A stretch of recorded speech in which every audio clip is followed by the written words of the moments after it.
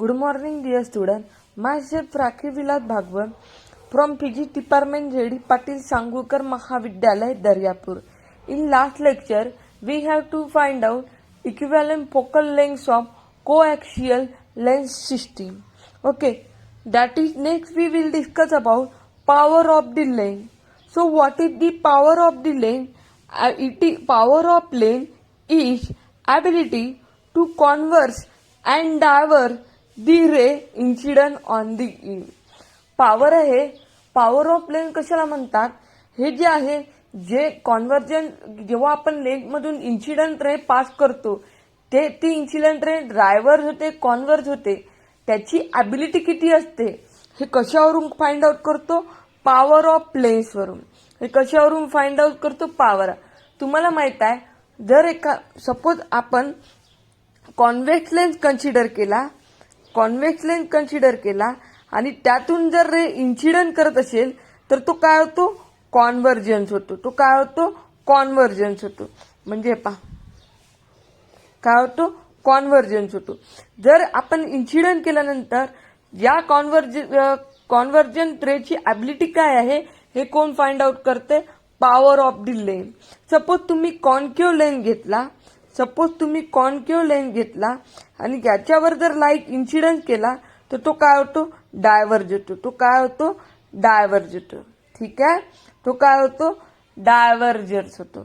ठीक आहे, मग तो किती प्रमाणात डायव्हर्ज होतो याची ॲबिलिटी कोण फाइंड आउट करते? Power of the lens. The power of the lens is the reciprocal of each focal length in the metre. Power of lens equal to 1 focal length in metre. Power of lens find out कशी करते? Power of lens is the reciprocal of the focal length in metre. Okay, focal length मध्ये power of length म्हणजे प्रत्येक focal length मधून किती light incident emergent out होत आहे तिकडून काढतो पॉवर ऑफ लेन्स मध्ये. ओके, एक convex lens of small focal length produce the large converging effect. In convex lens, small focal length produce the large. आता हा काय झालेला आहे? तुमचा फोकल लेंथ झालेला आहे. ओके, फोकल लेंथ कशाला म्हणतो आपण? सेंटर पासून तर फोकल पॉइंट पर्यंत जे काही डिस्टन्स असेल त्याला आपण काय म्हणतो? फोकल लेंथ म्हणतो.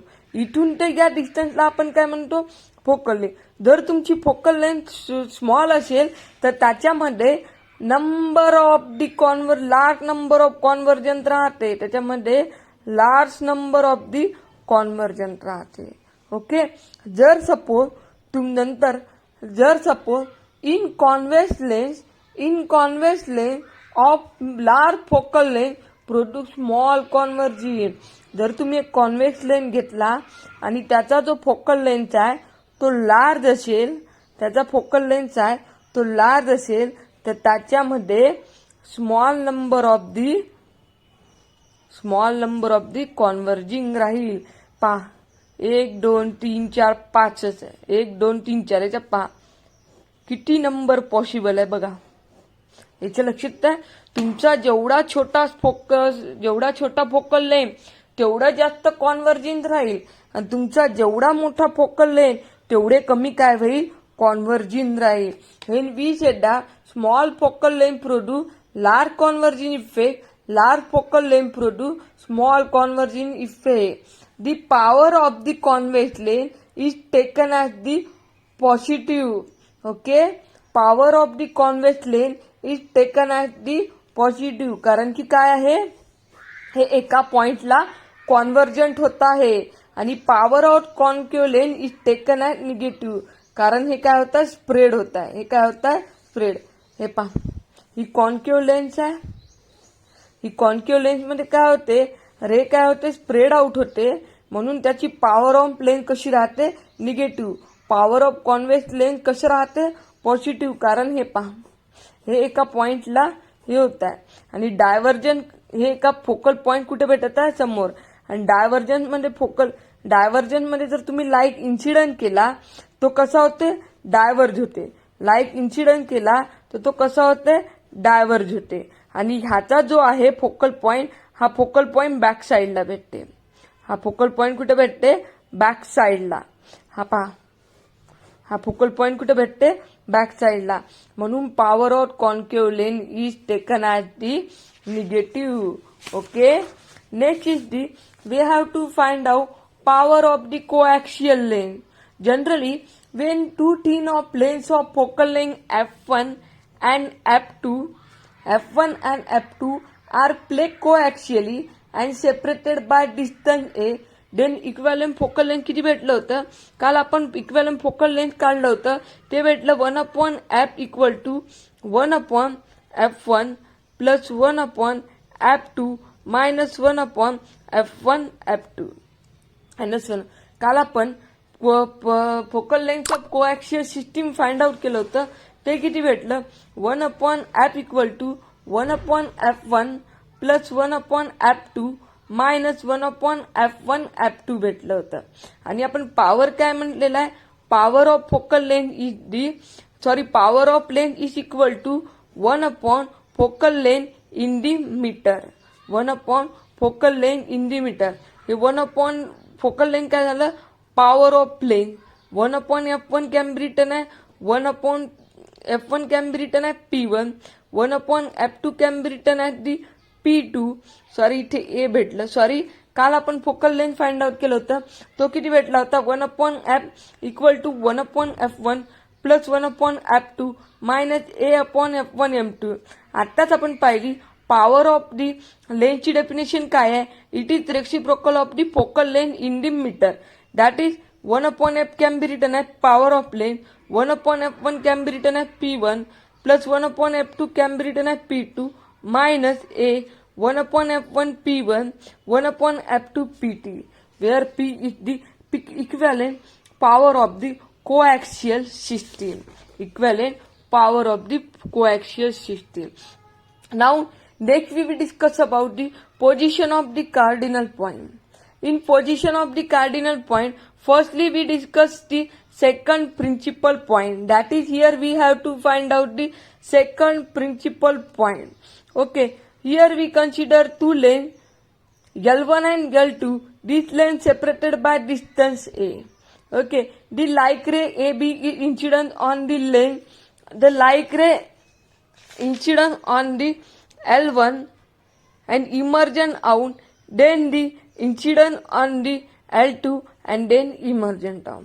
From this figure, suppose we consider let beta equal to O2P2. O2P2. O2P2 ला काय कन्सिडर केलं? बीटा. आता हा O2P2 काय आहे? Distance of the second principal point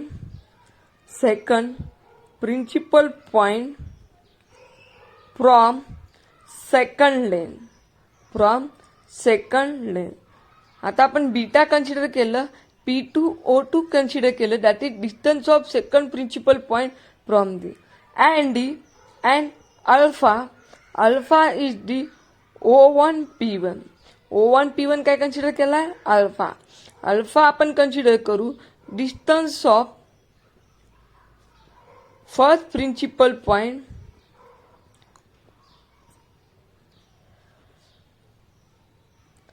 from first lane. आता आपल्याला बीटा फाइंड आउट करायचा आहे, आपल्याला O2P2 फाइंड आउट करायचा आहे. O2P2 ला काय लिहू शकतो आपण? P2F2 minus O2F2. P2F2 minus O2F2. आता P2F2 हा जो आहे, P2F2 काय झालेला आहे? First focal length. P2F2 काय झालेला आहे? Focal length. जर आपण इथे लेंथ ठेवली तर हा सेंटर होईल आणि हा फोकल पॉइंट होईल. जर आपण इथे एक सिंगल लेंथ ठेवली तर P2 काय होईल?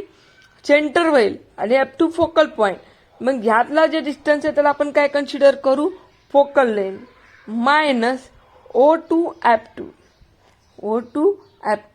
Now only we consider triangle EPFL. EP2F2 and the triangle CO2F2. EP2F2 CO2F2. By using geometry, we said that triangle EP2F2 is similarly triangle CO2F2. दोन्ही काय आहे? सिमिलर आहे. म्हणून मग आपण हे ट्रायंगल सिमिलर असल्यामुळं काय लिहू शकतो? By using geometry EP2/CO2 EP2/CO2 is equal to P2F2/O2F2. Okay.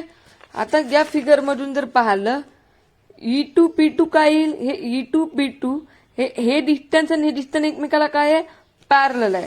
त्याच्यामुळं E2P2 काय लिहू शकेल आपण? X. ओके. सिमिलरली CO2 चं डिस्टन्स काय आहे? Y. त्याच्यामुळे इथं Y. Here we say P2F2 काय आत्ताच पाहिलं आपण? P2F2 focal length. त्याच्यामुळं F into O2F2. From this equation, O2F2 equal to y by x f. Okay. Putting value of y from equation, आपण लास्ट इक्वेशनला तुम्हाला आठवत असेल y ची व्हॅल्यू काढली असेल.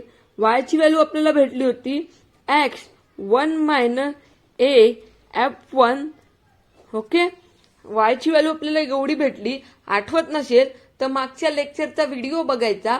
त्या व्हिडिओमध्ये आपण y ची व्हॅल्यू काढली होती. y equal to x 1 - a. ती इथे पुट करू. That is O2F2 equal to y आहे x 1 - a f1 इंटू हा f आणि divided by x. x cancel. We get O2F2 equal to 1 - a f1 into f. Okay. ठीक आहे. मग ही जी O2F2 ची व्हॅल्यू आहे ही O2F2 ची व्हॅल्यू या इक्वेशन मध्ये पुट करायची. O2F2 ची. तो O2F2 ची व्हॅल्यू आहे दॅट इज त्या इक्वेशन मध्ये पुट केलं तर O2P2 F मायनस O2F2 आहे. That is F minus 1 - a upon f1 into f. Okay. f या f ने या ब्रॅकेटला मल्टिप्लाय करा. f minus f a f upon f1. हे कॅन्सल. हे कॅन्सल. दॅट इज O2P2 काय कन्सिडर केलं आपण? O2P2 is equal to beta. That is we get beta equal to हे कॅन्सल गेलं minus A2F into F1. So second principal point P2 is at distance B to left from the second. हा काय झाला? Second principal point P2 is at a distance beta to left from the second lane. हे किती भेटलं आपल्याला? Minus A2F upon F1. Okay. Now we have to find out, calculate the first principal point. We have to find out, calculate the first principal point. Second is the first principal point. So, to calculate alpha, have to consider ray parallel to the principal axis from the right hand. आता आपल्याला alpha काढायचा आहे. Alpha mean first focal point. First focal point साठी आपल्याला काय consider करावं लागेल की जो रे आहे तो इथून इन्सिडेंट करावा लागेल. सपोज आपण दोन लेन घेतले. Okay. That lens having principal axis. Okay. मग हे झालं तुमचं O1, हे झालं तुमचं O2. ओके. मग आता आपल्याला फर्स्ट प्रिन्सिपल पॉइंट काढण्यासाठी काय पाहिजे? फर्स्ट फोकल पॉइंट पाहिजे. मग आपल्याला रे कुठून इन्सिडेंट करावं लागेल? इकडून इन्सिडेंट करा. Suppose ray AB is incident on lane L2, then what happen? Then the pass through the lane L1. Okay, काय केलेलं आहे आपण एक रे घेतला, तो लेन L2 वर इन्सिडंट केला आणि तो कुठून पास होत आहे, L वरून पास होत आहे. मग ही जी लेन आणि ही जी लेन ही कुठं भेटते, G पॉइंटवर भेटते आणि त्या G पॉइंटला आपण काय दिलेलं आहे, फर्स्ट प्रिन्सिपल प्लेन. ओके, त्या G पॉइंट म्हणून काय केलेलं आहे, फर्स्ट प्रिन्सिपल प्लेन ड्रॉ केलेली आहे आणि ज्या पॉइंटवर फर्स्ट प्रिन्सिपल प्लेन भेटते त्याला काय म्हटलेलं आहे, फर्स्ट प्रिन्सिपल पॉइंट. लक्षात येत आहे. आपण याच्या आधीच्या लेक्चरला तुम्ही जासाल, याच्या आधीच्या लेक्चरला जर तुम्ही जासाल तर तुमच्या लक्षात येईल की फर्स्ट प्रिन्सिपल पॉइंट आपण कशाला म्हटलं. याच्या आधीच्या लेक्चरला तुम्ही जर लक्षात घेतलं असेल तर तुम्हाला माहिती आहे फर्स्ट प्रिन्सिपल पॉइंट कसा ड्रॉ करतो. ओके, जेव्हा आपण फर्स्ट प्रिन्सिपल पॉइंट ड्रॉ करतो तेव्हा ही जी लाईट आहे ती इकडून इन्सिडंट करतो. ठीक आहे, ही लाईट आहे ती इकडून इन्सिडंट करतो. आता सिमिलरली आता आपण जसा सेकंड प्रिन्सिपल पॉइंट काढला तर सेकंड प्रिन्सिपल पॉइंट काय भेटला होता आपल्याला, O2 P2 equal to minus alpha minus A F upon F1. That is second principal point. Beta equal to काय म्हटलं होतं, minus A F upon F1. Similarly हा जो आपण पाहिलेला होता, याच्यावरून हा जो आपण काढलेला होता ते तुम्हाला लक्षात आलं असेल की जो प्रिन्सिपल पॉइंट आहे तो इकडे होता, प्रिन्सिपल पॉइंट आहे इकडे होता. सिमिलरली या इक्वेशनवरून आपण फर्स्ट प्रिन्सिपल पॉइंट अल्फा काय लिहू शकतो, AF अपॉन F2. ओके, लक्षात आलं. बीटा या साईडला होता म्हणून आपल्याला beta equal to minus A upon F1 भेटलं होतं. सिमिलरली याच इक्वेशनवरून जर आपण सेम प्रोसिजर केली तर आपल्याला फर्स्ट प्रिन्सिपल पॉइंट भेटते alpha equal to AF upon F2. This is the first principal point.